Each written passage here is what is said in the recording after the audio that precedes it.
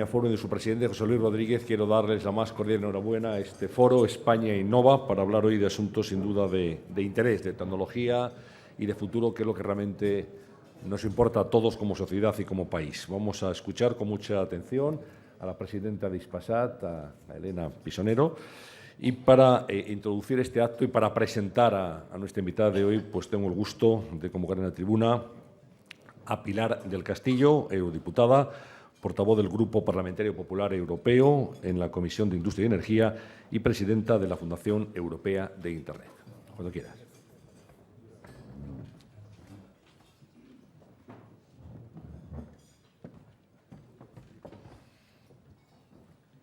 Muy buenos días a todos. Por mi parte, pues voy a hacer una breve introducción respondiendo a la generosidad, al afecto que Elena me ha demostrado pidiéndome que fuera yo la que la presentara y la que la introdujera esta mañana. Yo tengo que decirles que para mí, por estas razones y por otras que les voy a explicar ahora, es un verdadero placer presentar a Elena como primer motivo, por la razón que aludía, por el afecto que le tengo, desde que tuvimos ocasión de coincidir en las tareas de gobierno durante las dos legislaturas de gobierno del Partido Popular presididas por José María Aznar. Voy a mencionar aquí a Santiago Álvarez de Mon, el profesor del IESE, que probablemente casi todos ustedes conocen. Él suele explicar que somos seres dialógicos, seres que conversan y que a través del encuentro con personas con distintas experiencias, memorias, hábitos, configuramos nuestra forma de entender el mundo.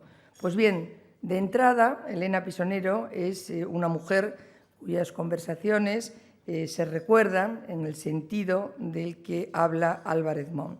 Se recuerdan porque son relevantes, entrañables, divertidas. Elena es una mujer muy simpática, como seguro ustedes acuerdan conmigo, y muchos de ustedes la conocen en otras dimensiones profesionales, y estoy seguro de que estarán también de acuerdo conmigo en que estamos ante una mujer directa, inteligente, con amplitud de miras, en una palabra, una mujer con eso que hoy se llama visión. En segundo motivo por el que me alegro de estar hoy aquí está relacionado con lo que acabo de decir, y es que en relación a la conversación, en relación a esta estructura tan completa que define el carácter de los líderes y las personas relevantes, y es que creo que Elena es una de las mujeres efectivamente más interesantes en la conversación, en este sentido que digo española. Afirmar que nuestra sociedad carece de líderes, de referentes, en especial en el ámbito de la política y la empresa, es ya un lugar común y, en mi opinión, la persona a la que vamos a escuchar a continuación es un buen exponente de que esa afirmación, al menos en ocasiones, es injusta con la realidad. Su competencia y su solvencia son, a mi modo de ver, incuestionables. Constituyen el ADN de un currículum presidido por dos grandes inquietudes: la mirada constante al exterior y la vocación de trabajar por el bien común, tanto en el ámbito o desde el ámbito público como del privado, y siempre a un extraordinario nivel. Como saben, Elena Pisonero es desde hace 2 años presidenta de Hispasat y consejera de Hisdesat. Además, en la actualidad es también miembro del Consejo Científico del Real Instituto Elcano, directora del proyecto de empresa mediana del Círculo de Empresarios y también del grupo ESADE Geo, un foro de debate cuyas cuestiones geopolíticas y su impacto en la economía y en la empresa son su objetivo.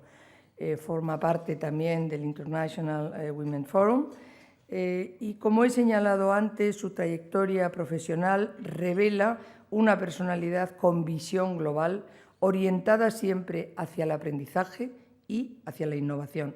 Ha trabajado en consultoras y empresas como Siemens, Ernst & Young, KPMG, completando además su formación con programas en las mejores escuelas de negocios del mundo, desde el INSEAD hasta la Columbia Business School, pasando por Harvard Business School o Stanford Business School también. De ahí creo la insistencia que ella tiene siempre y que siempre ha defendido de la necesidad de impulsar la internacionalización de nuestras empresas y la importancia de trabajar en todos los campos en un marco europeo y global. En ese sentido me van a permitir que yo insista también en esa escala europea tan absolutamente imprescindible para las empresas españolas de cualquier tamaño a la hora de afrontar la competencia global. La parada en la escala europea es absolutamente imprescindible. Sin ella, dar el salto a tener realmente una capacidad competitiva global es más difícil por el simple y básico hecho de que estamos ante un mercado de 500 millones de consumidores que todavía, hoy por hoy, por razones demográficas comparada con Estados Unidos y por razones de PIB comparada con otros países que tienen mucha pujanza, véase China u otros, todavía sigue siendo la mayor economía del mundo, la europea. La escala, el paso por la Unión Europea, por la escala que aporta económicamente la Unión Europea, es absolutamente imprescindible para afrontar con mayores garantías de éxito la competitividad no solo europea, sino global, mundial. Volviendo, ya voy a acabar enseguida, a Elena, sus responsabilidades en el ámbito de lo público no han sido menores de estas que acabo yo de mencionar en el sector privado. Elena Pisonero, como se recordarán, estoy seguro, fue secretaria de Estado de Comercio, Turismo y Pymes, presidenta del ICEX y Tour España a la vez, y también embajadora de España ante la OCDE. Una trayectoria que revela una vocación de servicio público y su compromiso con los intereses generales de España, un compromiso que mantiene vigente ahora, desde el sector privado también, desde la presidencia de Hispasat. En fin, con esto termino ya, pero permítanme una última y pequeña... Esto es por la campaña electoral, que realmente no paro día a día desde hace ya un mes. Pues bien, permítanme, como decía, una pequeña y última reflexión. En plena sociedad del conocimiento, tener algo relevante que decir en la conversación pública, enlazando con el principio, no es, desde luego, tarea sencilla. Lo decía al comienzo, hoy tenemos la oportunidad de escuchar a alguien cuyas palabras son siempre relevantes, porque nacen del compromiso y la pasión por contribuir al progreso y al bienestar de todos. Where there is a will, there is a way, dicen los americanos. La frase se ajusta a mi modo de ver como un guante a Elena Pisonero, cuyo deseo no ha sido otro que contribuir desde el lugar en el que cada momento estuviera al avance de nuestro país. Sin duda, Elena siempre ha encontrado el camino y muchas gracias. Les dejo con ella.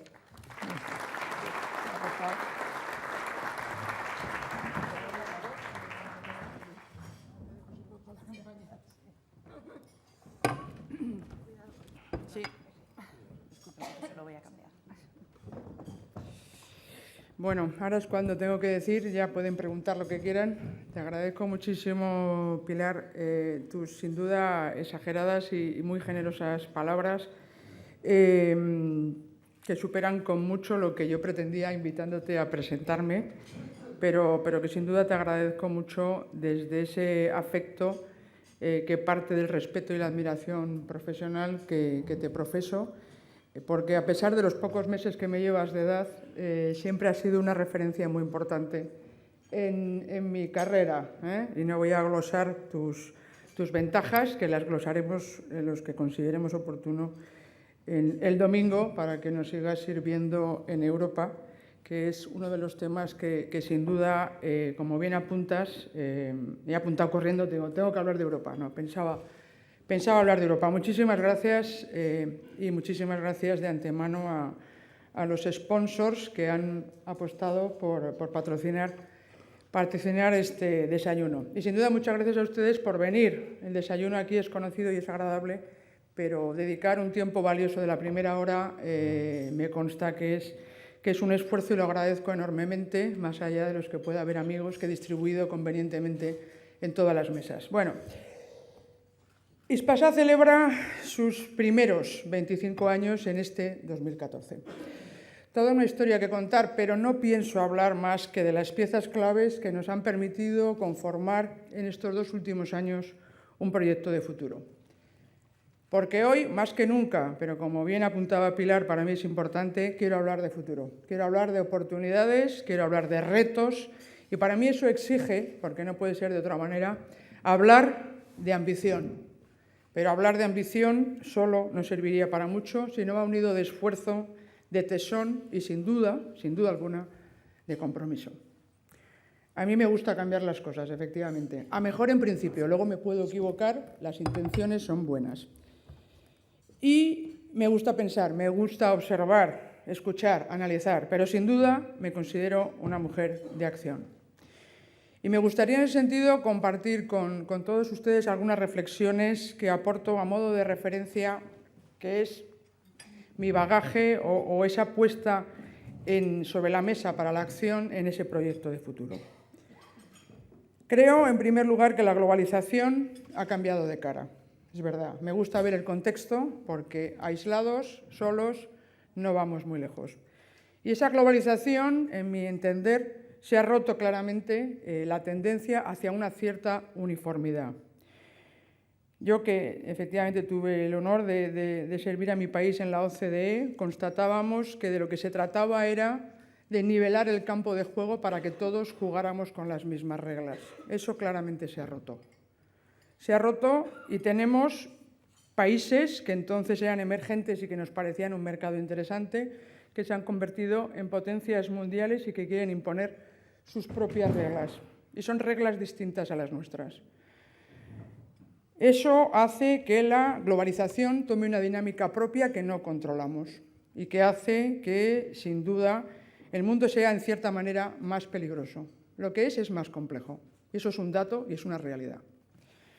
Eso no quiere decir que la reacción sea protegernos, sino ser mejores para aprovechar las oportunidades que, sin duda, son las que nos van a dar crecimiento.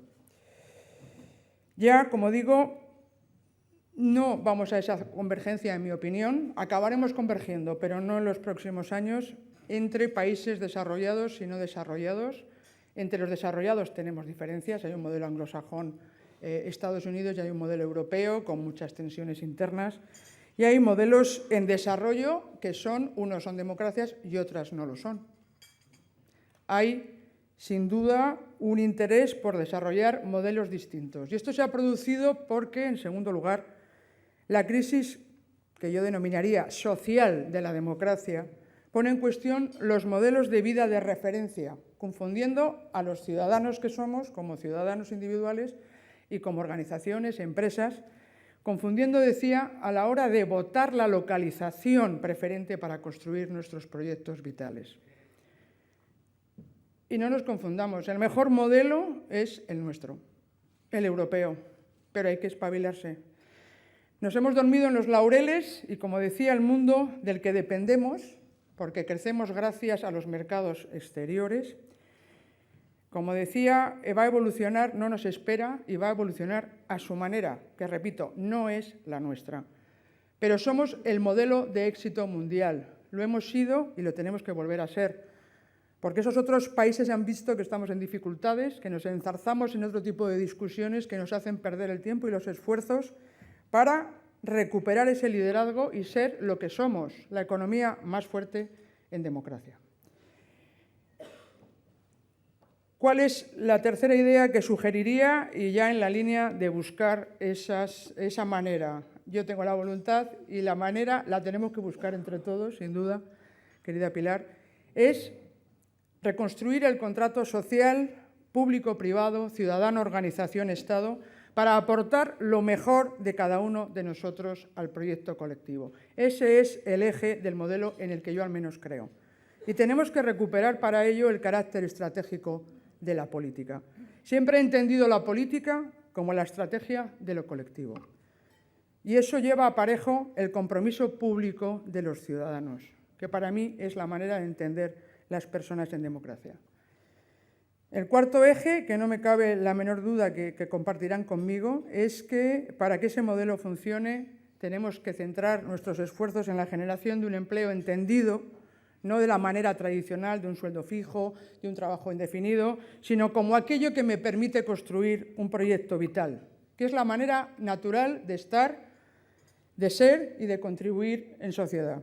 Y el empleo hoy se crea, vuelvo a repetir, en clave global, esa globalización compleja, difícil, en la que queremos, sin duda, preservar nuestro modelo local.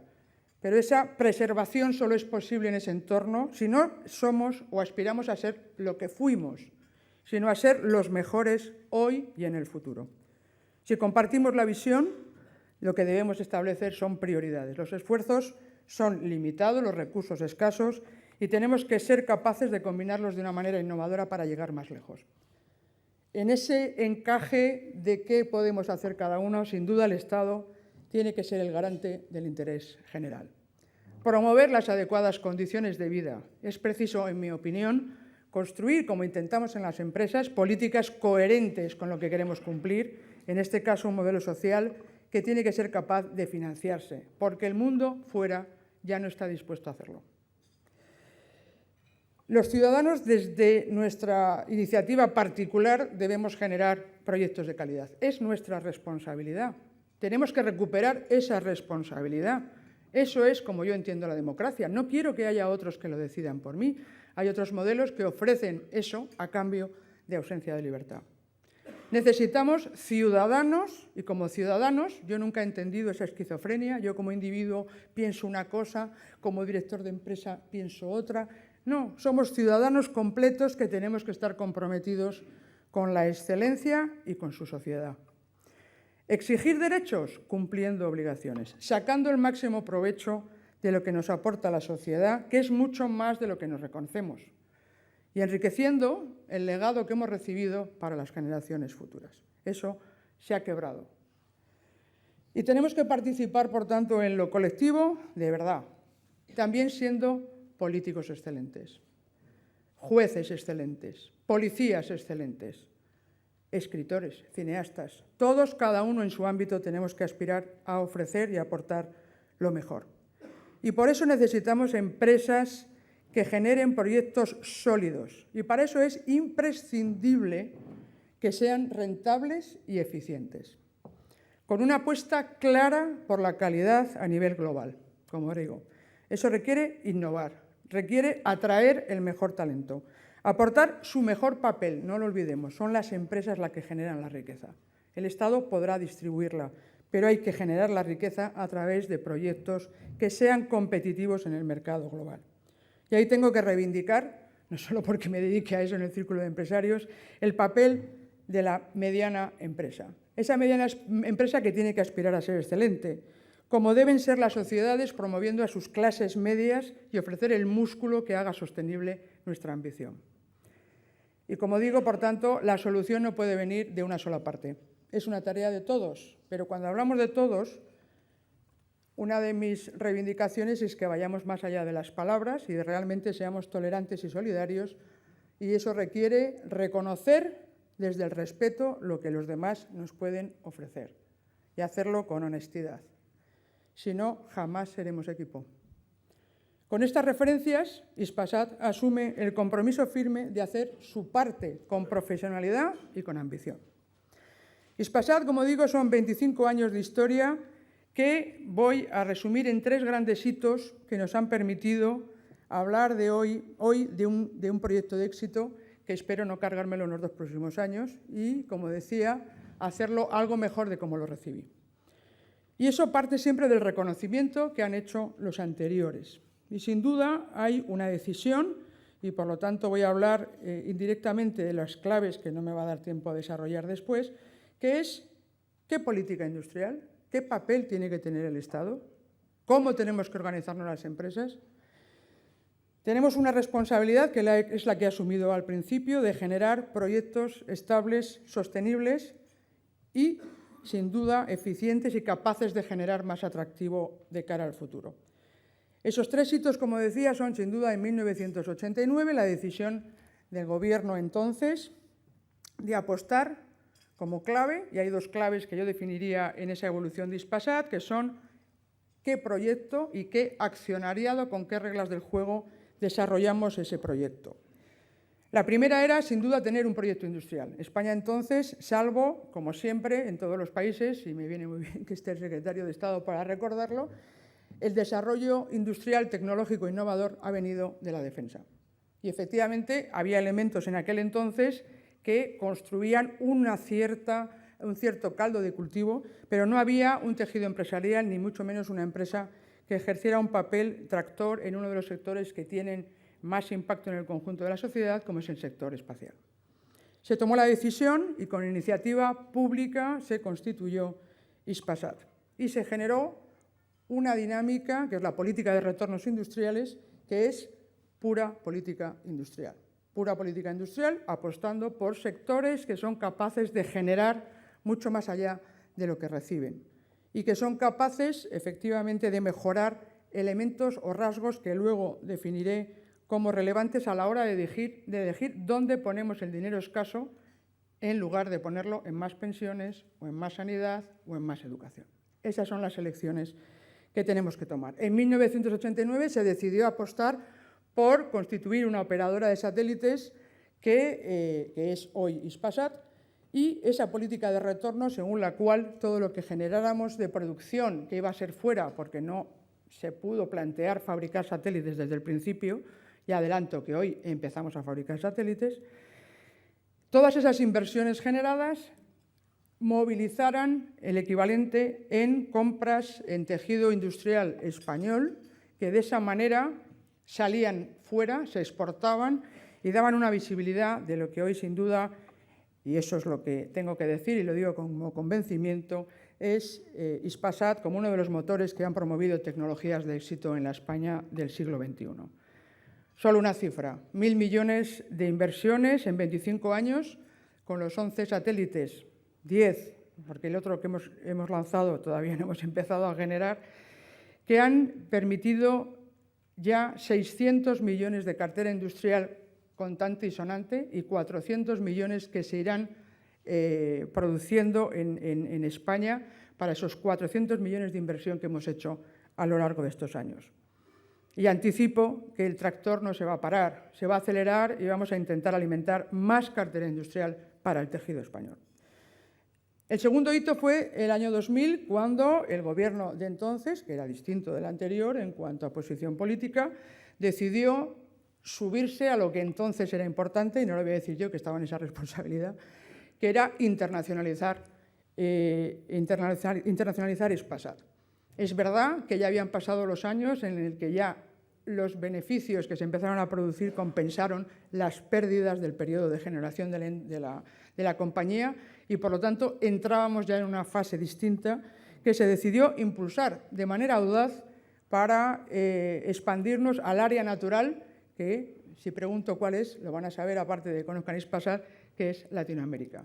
Y la apuesta clara, aprovecho, y creo que el embajador me va a dar la razón, la apuesta fue de éxito. Apostamos por Brasil.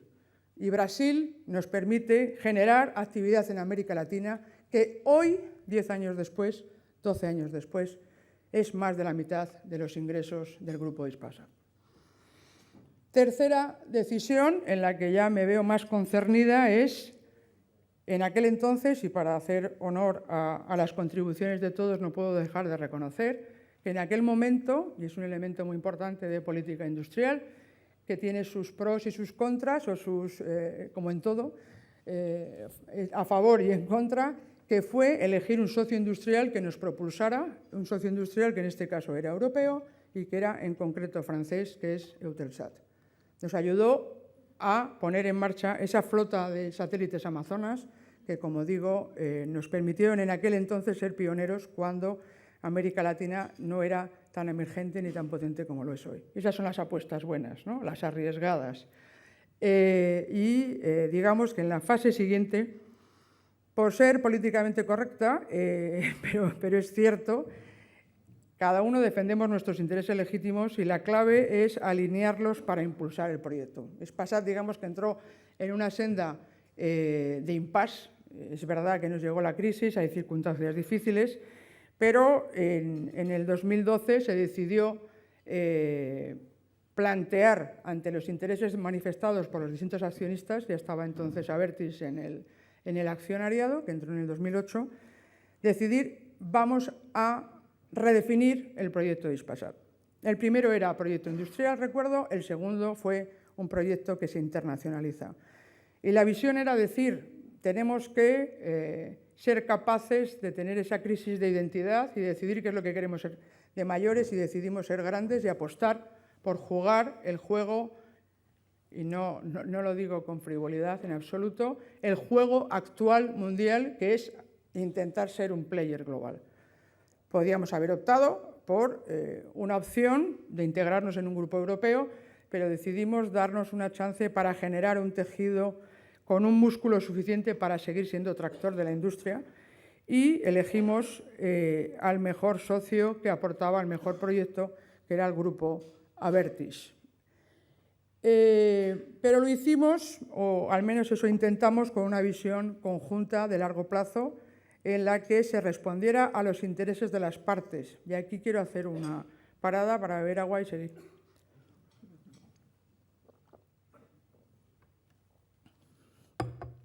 Porque le doy mucha importancia.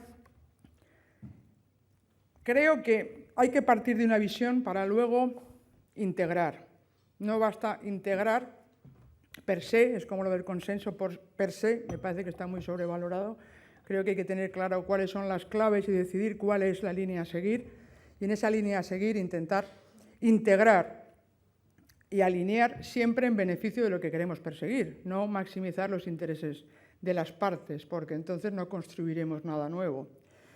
Y en esa visión, en ese proyecto integrador, hemos conseguido apuntar hacia un proyecto ambicioso y renovado en Hispasat, que, como digo, opte por ser un player global. Y como digo, las claves son las que son, y ese es el entendimiento del Grupo Abertis, que nos apoya, nos alienta, nos vigila, nos cuida, para crecer como se entiende en los negocios ambiciosos y globales, crecer con rentabilidad, generando, eso sí, y ese es el plus que añado, el máximo valor, no solo el beneficio, el máximo valor al máximo número de interesados en ese proyecto, o lo que se dice en términos anglosajones, los stakeholders, que en el caso de Hispasat, créanme, son muchos. Puedo dar unas cifras de ambición, que en cualquier caso nos dicen que vamos a doblar la flota de satélites que me encontré a finales del 2011 en 4 años, que vamos, por tanto, a seguir invirtiendo, que tenemos una apuesta decidida en la que ya empezamos a ver los frutos para doblar también nuestras posiciones orbitales. Sin posiciones orbitales no podemos poner satélites. Y en un mercado en plena consolidación. Tenemos que hacer el crecimiento cuando nos toca, no cuando nos gustaría, cuando son los momentos óptimos. Hay que ver las cosas que hay. ¡Ay, si yo fuera rico! ¡Ay, si yo hubiera estado en aquel momento! Me gustaría haber gastado esto y lo otro. Estamos donde estamos y hay el dinero que tenemos. Y con todo eso hemos construido un proyecto que, como digo, orientado con la rentabilidad y la creación de valor, tiene un claro compromiso público. Estas son nuestras raíces y yo creo que en la vida hay que ser agradecido y hay que hacer un reconocimiento. Hispasat sencillamente no sería si en 1989 no hubiera una decisión política de apostar por un proyecto industrial y una decisión política que ha continuado dando un apoyo permanente al proyecto de Hispasat. Y cada uno lo ha hecho a su manera de entender, pero en el convencimiento de que era importante contar con un proyecto de ese tipo. Y eso no se retribuye solo con las plusvalías que el Ministerio de Defensa se llevó el año pasado cuando vendió su participación. Las inversiones también tienen que ser rentables. Las del Estado también. Pero el reconocimiento tiene que ir mucho más allá. Si no, no estaríamos haciendo bien nuestro trabajo como yo lo entiendo. Vamos a seguir siendo, como decía, tractores de la industria española. Somos una industria muy innovadora de mucha calidad. A mí me preguntaban y me recordaba, yo todavía, claro, ya tengo una edad, ya he pasado los 50, hace poco, y entonces estudiaba todavía en el colegio, no conseguiste avanzar antes con la reforma de educación, para... ¿no? ¿Por qué tenemos que desarrollarlo nosotros? ¿Por qué no los compramos a los de fuera? Esto de que inventen ellos, ¿no? Al final tenemos que inventar todos.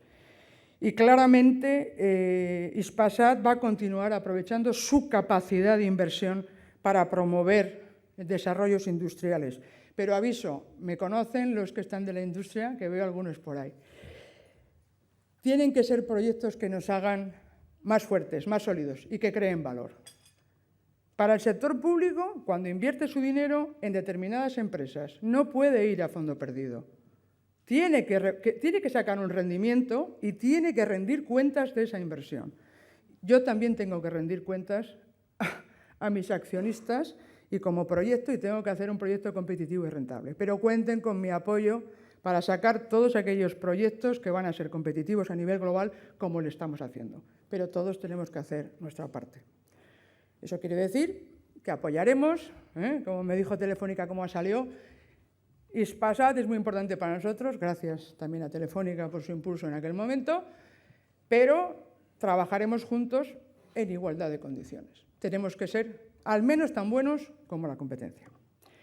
Y ello me lleva a una reflexión muy importante que también va vinculado a nuestra condición de empresa mediana. Si nos referimos al tamaño como se clasifica en Eurostat, tenemos actualmente 184 empleados. Somos una empresa mediana. Es verdad que facturamos 200 millones, invertimos 1.000 millones en periodos, pero tenemos la plantilla que tenemos. Y esto, digamos, yo lo estoy viviendo en primera persona, nos lleva a decir que tenemos que acelerar nuestra transformación cultural como empresa. Venimos de un pasado público y un presente público con otra conformación que nos ayuda en esa transformación, pero tenemos que hacer, por utilizar el símil, estamos en ese salto de vértigo de romper el techo de cristal de la empresa mediana. Creo que es muy importante que decidamos acelerar esa profesionalización para estar a la altura de nuestra ambición. Pero hemos dado el primer paso, que es el que se hace para las personas, para las empresas y para los países. Hemos dado el primer paso, que es saber lo que queremos ser, y queremos ser más grandes. Y ello requiere serlo, como digo, en el entorno global y complejo en el que nos movemos. Y para ello hemos elegido, bueno, puedes hacerlo por tus medios, pero si tienes prisa tienes que buscar ayuda. Y hemos buscado un socio que está dispuesto a aportar su proyecto industrial, su conocimiento y su expertise, como es el Grupo Abertis. Pero sin duda contamos con un capital humano extraordinario. Y tenemos que generar entre todos, y cuando hablo todos, evidentemente estoy hablando del Grupo Hispasat, un proyecto capaz de generar proyectos que atraigan el mejor talento. Dotarnos de los mejores procesos y herramientas.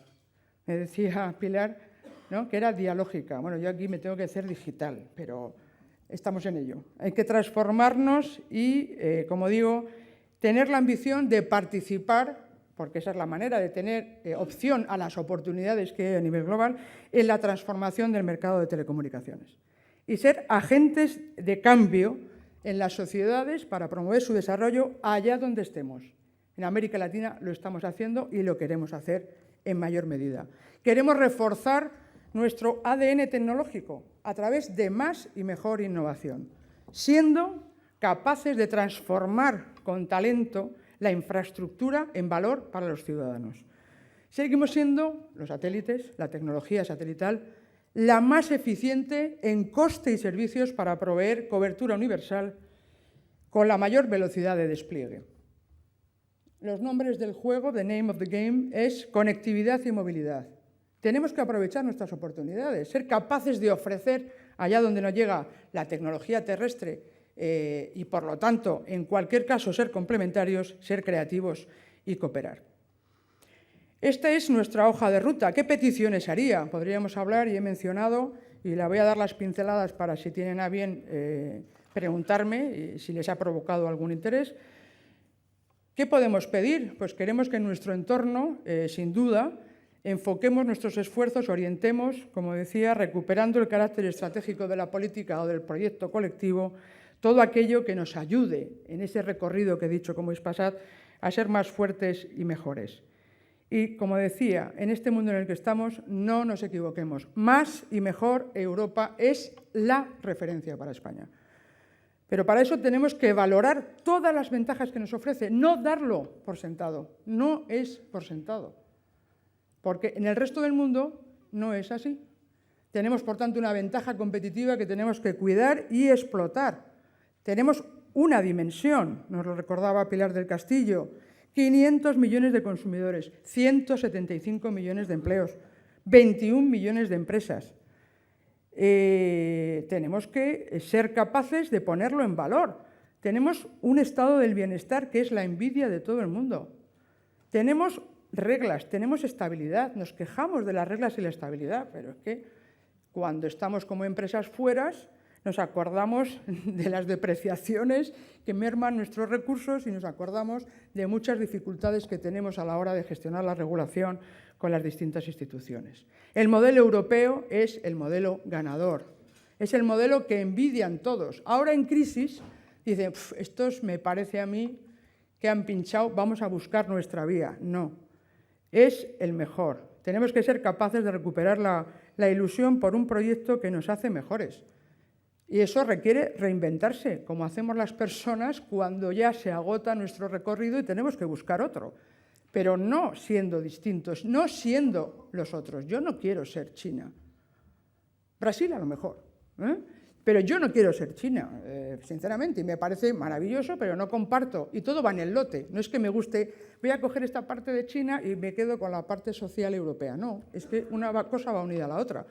Si invierto en industria o invierto en determinadas cosas, dejo de hacerlo en términos de políticas sociales, ¿no? Podemos preguntarlo a muchos ciudadanos en todo el mundo.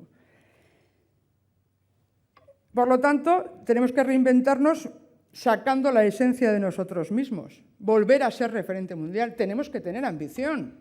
Pilar, tenemos que tener ambición. Tenemos que tener ambición de ser líderes. Si somos europeos, no podemos reforzar nuestro modelo si no es con ambición de liderar. Esa es nuestra fortaleza. Tenemos que ser, por tanto, políticamente más fuertes, tendremos que ceder, como pasa en las empresas, tendré que ceder algo de control si quiero ser más grande, si no, me quedaré controlando, pero un chiringuito. Y así no vamos a competir a nivel global. Tendremos que ceder soberanía si queremos ser más fuertes como equipo. Y tenemos que creernos el mercado único de verdad. En Europa valoramos la estabilidad. Claro que valoramos la estabilidad, es fundamental. Y como decía, tenemos que ser capaces de aumentar las aportaciones netas al modelo. Es decir, que como ciudadanos, como empresas, aportemos más al bien común de lo que pedimos a cambio, porque entonces aumentaremos la riqueza y aumentaremos el legado para las nuevas generaciones.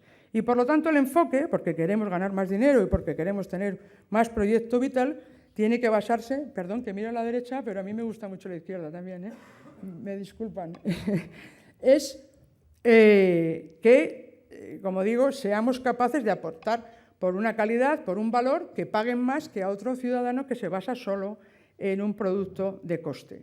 Dos claves fundamentales: empleo basado en educación de la mayor calidad y una educación que tiene que estar orientada a su desarrollo y a su utilización, más formación y más ajuste entre la educación y el sistema educativo y lo que necesitamos la empresa.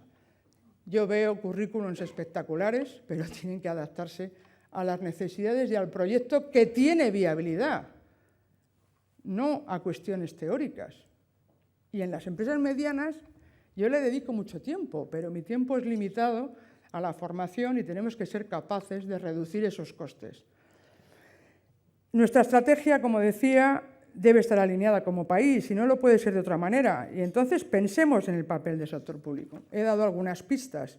Hablemos de política industrial. El Gobierno empieza a hablar en esos términos y yo lo que diría, y siempre lo he pensado, no, la política industrial no es la que se decía, y yo como persona liberal que me considero, la mejor política industrial es la que no existe, no es cierto. La política industrial debe ser, y lo ha sido en mayor o menor medida, según los gobiernos, el eje vertebral de la política del Gobierno, porque si queremos generar empleo tenemos que ser capaces de generar las mejores condiciones. Y eso afecta la seguridad. Yo cuando me dedicaba al turismo hacíamos encuestas y lo que más valoraba la gente cuando venía a España era, 1, la seguridad en las calles. Eso nos beneficia a las empresas. Cuando vamos fuera tenemos que pagar seguridad privada. El mejor talento. Queremos la mejor educación, la energía más competitiva, las infraestructuras que nos conecten mejor con el mundo, una regulación buena. ¿Regulación estable? Sí, mientras sea la adecuada, si no habrá que reformarla. Pero tendremos que tener la mejor justicia. Y la mejor justicia pasa por buenos profesionales, pero una agilidad. La justicia, si es lenta, deja de serlo.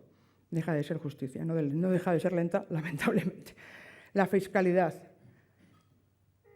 Todo eso es la cuenta de resultados de todas las empresas. Si mejoramos las condiciones, estamos haciendo la mejor política empresarial.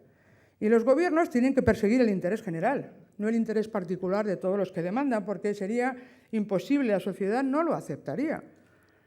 El interés general que efectivamente apueste por la prioridad que demandamos los ciudadanos. No hagamos una cosa diferente. Centremos el foco y decidamos la mejor política industrial que mejore todas esas condiciones. Desde luego, seguir avanzando en esa reforma laboral unida a la formación y a la educación y ser capaces también, ¿por qué no?, de plantearnos una determinada política industrial más directa en sectores concretos, y ya lo está haciendo Europa con el documento del Renacimiento Industrial Europeo de principios de este año, con la agenda digital que nos permite avanzar en las líneas en las que estamos trabajando, y tenemos que sacar el máximo provecho de ello. Decía, sectores concretos, políticas concretas, que en mi opinión tendrán una justificación si somos capaces de explicar que esas políticas en esos sectores son las que generan mayor empleo y de calidad. La industria es la que genera empleo más estable y de mayor calidad. Son las que más innovan. Busquemos criterios que aporten a eso que queremos que sea nuestro país. Innovación, exportación. Para eso el tejido empresarial tiene que ser mayor. Ayudemos a crecer al tejido empresarial. Es bueno tener emprendedores, pero tenemos que alimentar emprendedores que tengan ambición de ser más grandes para poder innovar y para poder exportar. Eso es lo que va a cebar la bomba. En el estudio que presentamos el año pasado y que presentaremos en breve, tenemos unas empresas medianas similares, pero tenemos muchas menos que el resto de Europa. Si tuviéramos la misma proporción de empresas medianas que Alemania, tendríamos una productividad que saltaría inmediatamente casi un 15%. Esas son las políticas que tenemos que hacer, en mi opinión. Y todo eso generará un atractivo no solo para las empresas locales. Necesitamos una masa crítica, yo lo veo claro, pero tenemos que buscar el foco en aquello que podemos aportar. Y acabo. Sin duda, los políticos, los gobiernos, tienen que hacer algo por recuperar la visión que nos movilice. Pero los ciudadanos tenemos que estar dispuestos a participar en la generación de nuestro propio futuro. Eso es para mí la democracia. Ispasat celebra sus primeros 25 años. Toda una historia. Pero hoy he querido hablar de futuro, de oportunidad, de retos. Y eso, como digo, requiere ambición, querer serlo. Y, por tanto, esfuerzo, tesón y, sin duda, compromiso. Y hagámoslo con una visión innovadora que exige, en mi opinión, que reconozcamos lo mejor que puede aportar el otro, sobre todo el diferente, precisamente por eso. Entonces, seremos equipo. Muchas gracias.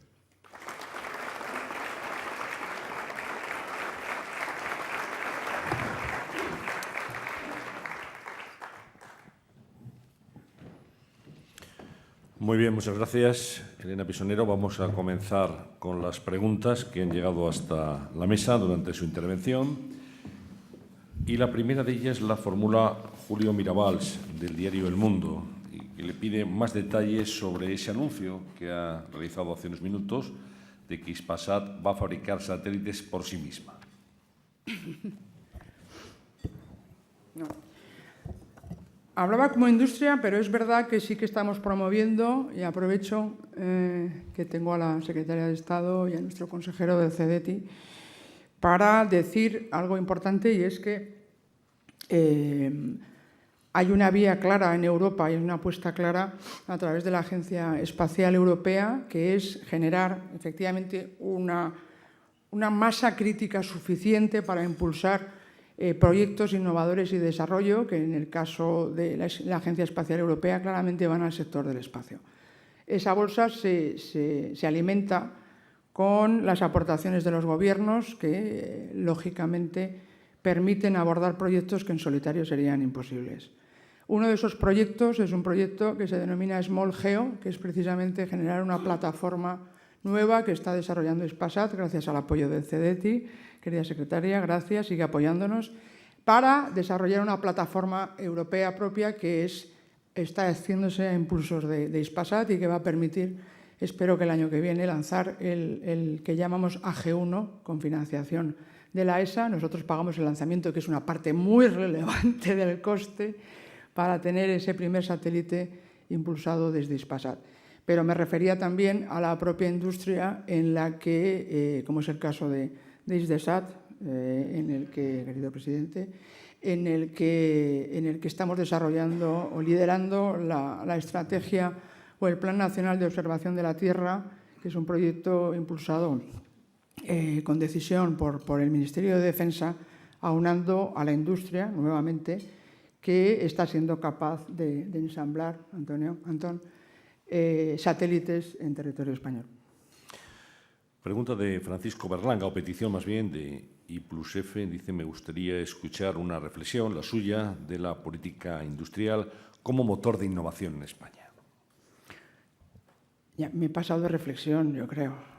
Pero he apuntado algo que sin duda, me parece que en ese foco por dedicar los recursos escasos, decía que una referencia útil para el Gobierno de cara a la asignación de recursos a medidas concretas es apoyar, secretaria general, director general, apoyar aquellos proyectos que impulsen, en un efecto multiplicador que está demostrado y constatado empíricamente, un mayor desarrollo al conjunto de la economía. Es decir, hay determinados sectores y determinadas actividades que generan lo que se generan para ellos mismos, y hay otras que generan, que ese es el efecto tractor y de traslación y efecto indirecto inducido multiplicador de las empresas de su entorno por la actividad que generan ellos mismos. ¿Qué quiero decir con eso?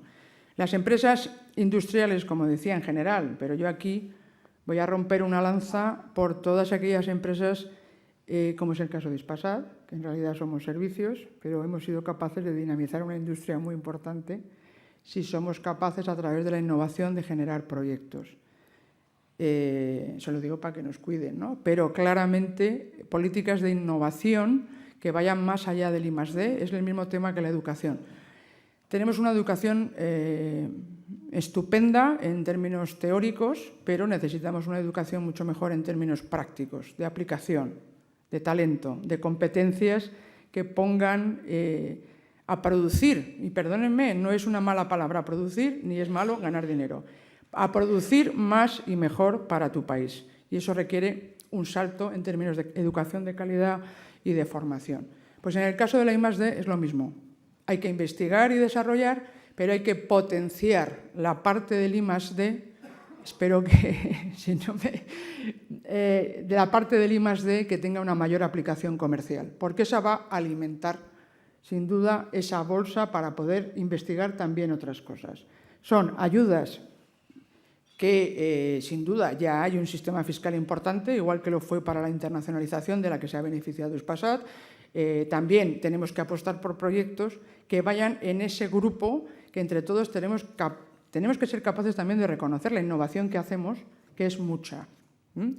Pero, como digo, igual que en la educación, aplicación práctica, el I+D que se aplique o esté más centrado a la aplicación comercial. Puede haber ayudas que estén orientadas a participar en proyectos cuyos resultados prácticos efectivos lleguen a financiar el propio proyecto. Esas son las ayudas y esas son las políticas que me parecen más prácticas. Juan Tomás Hernani, CEO de Satlantis, le dice: aunque el mercado más tradicional está en concentración, aparece una innovación disruptiva con los microsatélites que cambian el paradigma. ¿Qué estrategia desarrollará Hispasat en el campo de los microsatélites? Como en todos los temas, Como he planteado desde el principio, creo que hay que quitarse orejeras y ser capaces de ver lo disruptivo. Hay veces que cuando es algo muy diferente, por eso decía, hay que ser capaces de valorar y ver lo distinto. No, yo hago satélites grandes, geoestacionarios, esto no va conmigo, ¿no? Estos satélites pequeños, que además se lanzan a una altura muy bajita, los nuestros están a 36.000 kilómetros de altura, tienen otro tipo de funcionamiento. La estrategia será aquella que nos permite estar presentes en el mercado. Yo creo que vamos hacia un mundo de convergencia tecnológica en la que tenemos que ser capaces de asumir, para estar en las oportunidades, asumir liderazgos en desarrollos. Yo creo que tenemos que ir hacia un conocimiento mejor de lo que están desarrollando otros para intentar incorporarlo en nuestro propio proyecto. Hoy por hoy no lo hay, son mercados distintos, son tecnologías que hay que tener en cuenta y que, como bien apunta el que ha preguntado, son disruptivas y como tales tienen que llevarnos a una reflexión que por tanto será innovadora de replantearnos nuestros propios enfoques estratégicos. ¿Hacia dónde camina, señor Pisonero, el futuro de los satélites en el mundo? ¿Microsatélites? ¿Qué tipo de producto es el que se está estudiando y desarrollando en este momento? Pues como estamos viendo, ahora porque me fijo más, ¿no? Hay desarrollos de todo tipo. Creo que siempre va a haber satélites geoestacionarios que permitan, como digo, una mayor cobertura universal en zonas completas con un despliegue rápido que además permita complementar el resto de tecnologías que no pueden aspirar a esos planteamientos. Como planteaba antes, estamos en un momento ya de consolidación porque ha habido un desarrollo muy rápido de operadores también en los países emergentes que nos van a llevar a movimientos claros de concentración para atender grandes operadores globales que ofrezcan esa cobertura global, esa conectividad y esa cobertura también a todos aquellos que están en movilidad. Esa es una parte muy importante. Y en el resto de desarrollos y tecnologías, como comentaba en la pregunta anterior, pues hay desarrollos interesantes para intentar obviar, como estamos viendo en otras cosas, infraestructuras que tienen todo este despliegue para ofrecer servicios como pueden ser el caso de Google o de Facebook o otros desarrollos como nanosatélites, ¿no? Pero digamos que la tendencia es, bueno, ya la veremos, la que seamos capaces de construir, pero hay un movimiento claro, como digo, de consolidación en términos de operadoras satelitales y hay desarrollos concretos para dar coberturas más locales o más inmediatas y más baratas en zonas específicas como son los nanosatélites y otros desarrollos. Valentín de Torres le dice talento o imaginación, captarlo o cultivarlo. Yo creo que todo, ¿no? Esto es como dice, no, es que soy muy intuitivo, ¿no? Lo que tienes es experiencia y capacidad de rapidez de aplicar esos conocimientos como si fuera algo espontáneo, ¿no? Yo creo que lo apuntaba en mi intervención, tenemos un capital humano extraordinario en el grupo Hispasat y aprovecho ese ejemplo para decir que tenemos que ser capaces de poner nuestro talento en juego para generar atractivo, para atraer al mejor talento. Yo creo que hay que cuidarlo, cultivarlo y la imaginación, que llamamos en España, en otros países lo llaman innovación. Pregunta de María José Cameno, de Antena 3 Televisión. La presidenta del Círculo de Empresarios, organización a la que usted pertenece, criticó con dureza a los llamados ninis y propuso bajar el sueldo mínimo interprofesional a estos trabajadores sin formación. ¿Qué le parecen estas ideas? He apuntado algo en esa dirección, ¿no? Cuando hablo de que todos tenemos que hacer nuestra parte, porque tenemos que trabajar juntos, es que para poder desarrollar nuestras capacidades tenemos que buscar el ámbito en el que esas capacidades tengan un valor, ¿eh? Yo también lo pensaba, yo digo, bueno, es que yo creo que pienso mucho y a mí me gustaría que me pagaran por contar lo que pienso, ¿vale? Hay que intentar ajustar las dos cosas. Es verdad que las empresas, y en ese salto que decía de crecimiento, no podemos contratar a un precio fijo a cualquier persona que se acerque a la empresa. No lo puedo hacer. Igual que no puedo abordar proyectos que no tengan rentabilidad. Si no puedo ser capaz de generar conjuntamente con esa persona algo que sume valor a la compañía, sencillamente no tendré de dónde pagarla. Eso quiere decir que tenemos que ajustar claramente salarios, y en esa línea ha ido también la reforma laboral, para que se retribuya en función de la productividad y la capacidad. Yo creo que sí que hay que dar un salto ahí importante para apoyar la generación de empleo, la productividad que va a ser capaz de generar la persona que se integre en la compañía. De principio no podemos pagar lo que va a ser capaz de generar, lo tenemos que hacer juntos. ¿Salario mínimo? Bueno, pues en Suiza hasta los propios suizos han decidido no subirse el salario mínimo. No podemos establecer una retribución que vaya más allá de nuestro valor. Todos nos creemos muy valiosos, pero tenemos que ser capaces de retribuirlo. Es una situación complicada porque las personas, claro que tienen una valía, claro que tienen una capacidad, pero como decía, a través de una adecuación adecuada, una formación adecuada, tenemos que además ser capaces de encajarlo para que al final seamos y estemos en condiciones de pagar mucho más de lo que estamos pagando ahora, pero el proceso no puede hacerse a la inversa. Ha hablado de Brasil como una apuesta estratégica de Hispasat. ¿Cómo ve la evolución y la realidad de Brasil en este momento, desde el punto de vista social y económico?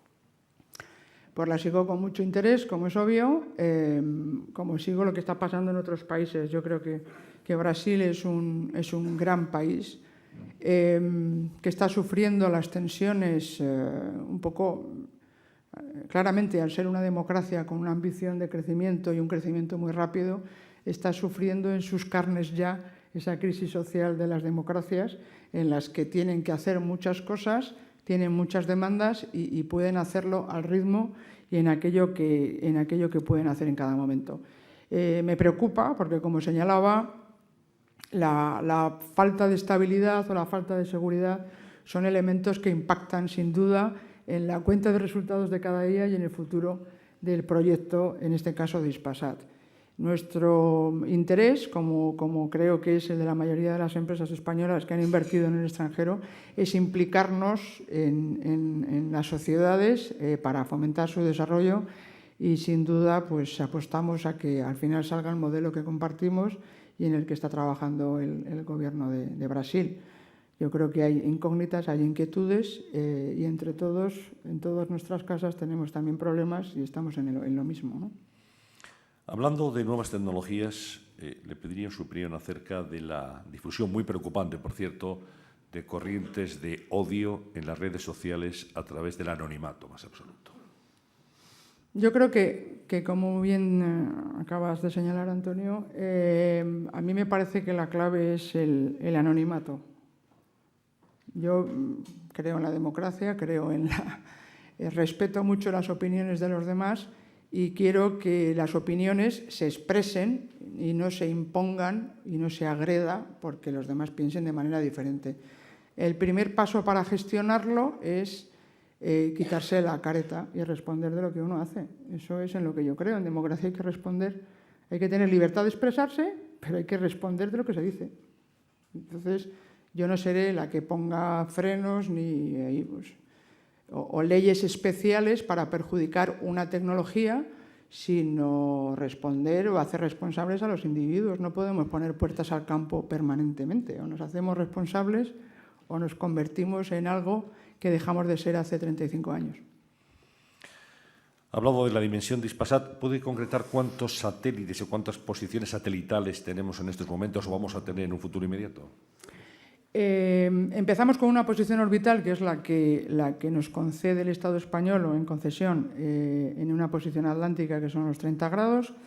Cuando se optó por el crecimiento en América Latina, adquirimos por subasta una posición que es la mejor, que es una posición brasileña, que es la 61, y hasta ahí hemos ido tirando hasta finales del 2011. Lo que hemos hecho en estos 2 años es gestionar la petición de nuevas posiciones. Tenemos ya una posición consolidada, reforzando ese ámbito atlántico en el que tenemos claramente una ventaja, y recientemente, a través de una alianza con un operador competidor, aprovechando los recursos que tenemos cada uno, tenemos otra cuarta posición orbital que nos va a permitir reforzar nuestro posicionamiento en América Latina. Eso, como digo, son los canales que nos permiten situar satélites que nos permitirían lo que es el crecimiento orgánico. Crezcamos sobre nuestros propios recursos con más posiciones y poniendo más satélites en esas posiciones. En el caso de la Alianza, hemos acelerado el proceso poniendo satélite en una posición de otro. Estas son las vías de crecimiento y la otra, como digo, en nuestros proyectos es duplicar la flota que teníamos para llegar a 10 en el 2016, más los 2 que gestiona Hisdesat y que no cuento, que serían 12 en conjunto, y estamos mirando operaciones de crecimiento inorgánico con compras, aunque no hay tanto, pero esperamos. Voy a hacer más roadshows para que resulte atractivo cualquier oferta de Hispasat. Y con todo eso, ¿dónde estamos en el ranking de los satélites en Europa y en el mundo? ¿En qué pues vamos ahí subiendo, bajando. Estamos en el 8º, 9º, que es el segundo tramo. En el segundo tramo de operadores están los grandes que son globales, que son 3 más 1, 4. Luego pasamos a otro tramo, esos top 4, esos 4 grandes se llevan 2/3 del mercado. Saltamos luego a un tramo medio que llamaríamos regionales, que es donde se considera Hispasat y que no estamos mal posicionados, pero por detrás vienen muchos operadores nacionales de países emergentes que tienen 1 o 2 satélites. Entonces, estamos los octavos, que supone un 2,1% del mercado mundial, que viene a ser la misma aportación que tenemos en organismos internacionales, ¿no? Estamos más o menos en la cuota de mercado mundial. Muy bien, la última pregunta la formula Pablo Ferrer de hispanidad.com. Dice, ¿qué papel, señora Pisonero, va a jugar Hispasat en esos movimientos de concentración del sector? El que seamos capaces de jugar. De entrada, expreso claramente, como he dicho, nuestra ambición de participar en el proceso.